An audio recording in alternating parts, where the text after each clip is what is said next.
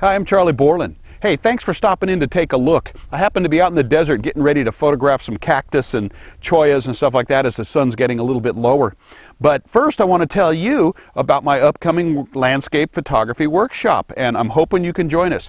We're going to start out with a little tiny bit of classroom instruction, and then we're going to move on to photography for landscape and nature, such as composition, lighting, exposure, the basics of photography, but we'll also look at how to create really great landscapes with impact, combining all the different ingredients. Then we're going to go out and have fun. We're going to go out and photograph early in the morning and later in the afternoon into the evening and maximize the best possible light we can for our landscape photography. I mean, we got a lot of great locations planned out. So I hope you can join us.